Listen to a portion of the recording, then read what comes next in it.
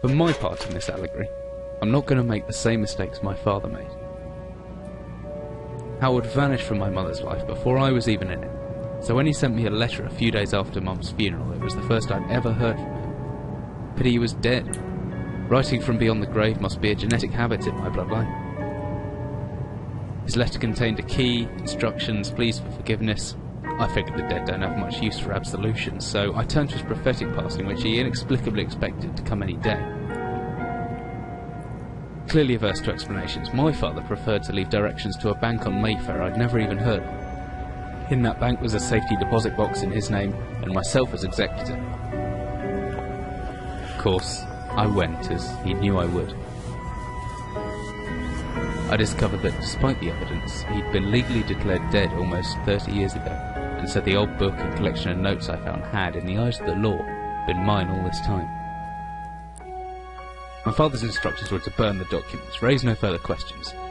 But that was his error. No man's immune to the shameful trappings of curiosity, and my humanity got the better of me.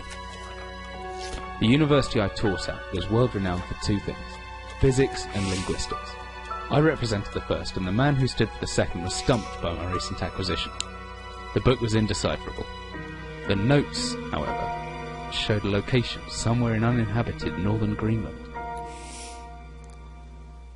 It took me almost a year to book the last flight I'd ever take. As I watched civilization disappear along with Heathrow, I realised my father had disappeared 3 decades ago, almost to the day, and I considered in turn what it was that I was leaving behind. We landed on a strip of ice a few feet wide, and within minutes I was pulling away on a chartered boat, beginning the 12-hour journey that would lead me into my past. How is it going, everyone? We are here with this game I would like to call Penumbra Overture! And I will be right back, in fact. Alright, we're back. Anyway, I had to set some stuff and whatnot. Anyway, we are here with Penumbra Overture. And I had a little problem with this game, you know, I had to set the lighting. Anyway, let's just read this. Dearest Eric, just took a quick note before you set sail, and just leave me once again. I've left you a little something to remember.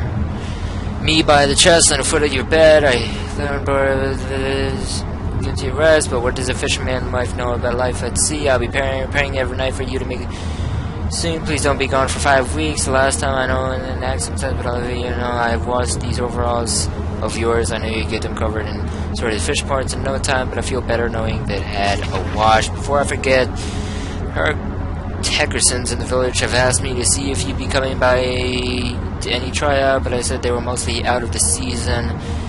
If you do happen upon any, don't say anything. Stow them well in the ice, and I will do something special with them to celebrate when you come home. To me, the ship's captain deserves a little special treatment once in a while. Take care, my love. Anyway, we are fishermen named Eric, and we're gonna get in some deep shit.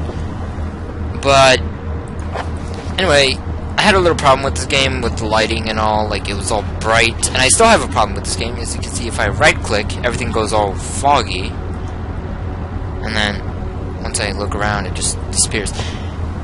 Anyway, this game is also going to be a walkthrough. I have played this in my old channel before, which means I am going to teach you how to beat this game. Actually, I haven't beat it in my old channel. I know how to do it, though. How to play stuff. I've also played Black Plague. I haven't played the third one in the series. The third one, I hear, is... well, I'm pretty sure I've seen it, but it's more puzzle-based than... I'm pretty sure it is scary, but it's more puzzle-based. As I stepped off the boat, setting out into the blizzard that had formed around me, I realized how utterly devoted I'd been to the discovery of my father's past. I had no idea what to expect. Soon enough, my concerns were justified. I don't know whether I lost my ordination or my spirit first, but I had lost feeling my extremitous, I don't know how to say that. Soon after, a new hypothermia was setting in. I started looking for shelter. Alright. So, my friends, we are here. We are Eric's. So cold. I don't know where I am. I need shelter. And if you guys do not know this game is made by the same people that made Amnesia. Frictional games. They make awesome games. I'm just saying. This game is awesome. Amnesia is awesome. This is a little less scarier. And I'm trying to talk loud here because this wind is really loud. Anyway, this game is a little less scarier, but still scary nonetheless. Welcome to Amnesia, or not Amnesia. What's this game? Penumbra. Penumbra Overture. Welcome.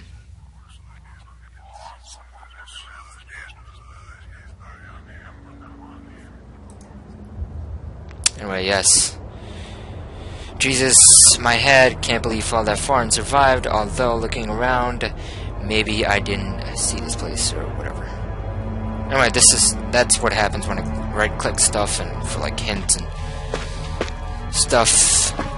Anyways, we are going to do a walkthrough of this game to teach you how to beat it if you haven't already played it. I played Amnesia. Yeah, you know, I don't know why I do this to myself. I fucking play Amnesia and this shit just for torturing myself. And then that just kills the frame for some reason. Anyway, you can dual wield in this game, light in one hand and this thing in the other. Hammer in the other, sorry. I didn't know what it was called for a second. Anyway, your glow stick, you can rave with it. It never goes out. And this just leads back outside. Out to where I came from. Anyway, your glow stick never runs out. Your flashlight does. Your flashlight reaches a bit farther though. And your glow stick does not.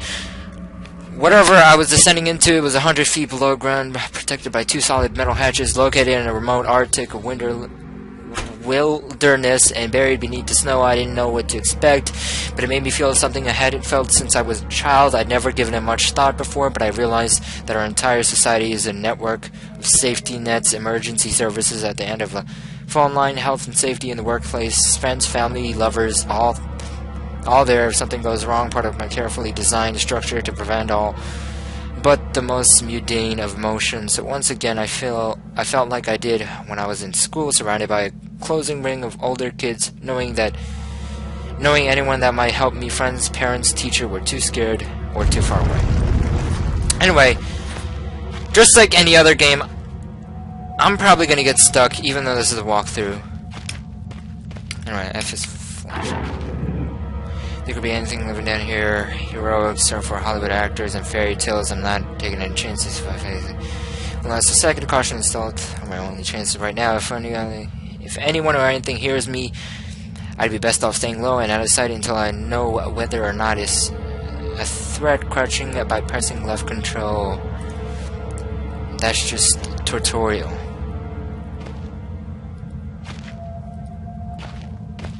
Alright, they're just hide. A wooden box. And when you hide, your vision gets all blue to know you're out of danger. Some stuff like that.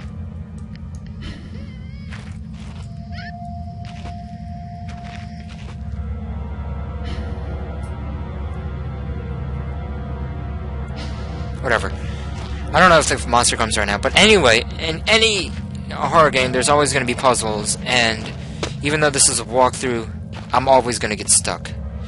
So, yeah. Anyway, storage, office. I think I'd go to the office first. I don't think it really matters. I think you have to go to the office first. Anyway, this isn't like a legit walkthrough. Like, I know everything. Because I haven't played this game in like 6 months, maybe. And, yeah. So, I don't really know everything. And I don't really know every puzzle that's going to be out there. Right now I'm going through Half-Life 1. I was going to do Cry of Fear, but that's going to take a bit for me to set up. I was going to do Cry of Fear, but yeah, anyway, bit to set up. And your flashlight is basically your lantern for this game. Action. Anyway, dang, I'm all over the place. Yeah. Hold on. Let me just go through the story, and then I'll just talk after that. A man, an old man, clutching something unseen. He is strange, and yet he is no stranger. Never seen before. Still, I know this man before me is Howard. I call him Father. Howard is our father. What the hell just happened?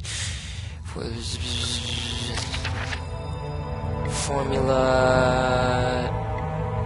Alright, anyway, you gotta find this formula to blow up something. Right here. I think this is it. I don't know. Yeah, here it is. No. Yeah, you gotta get the dynamite. Hold up. What was that?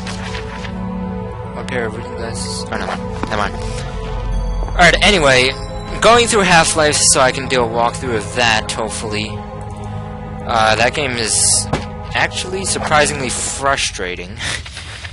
Oh, here it is. You need the string, preferably cotton, black gunpowder, backstring, and we will find that in our adventure soon enough. We already have the backstring. Beef jerky is useless unless you're gonna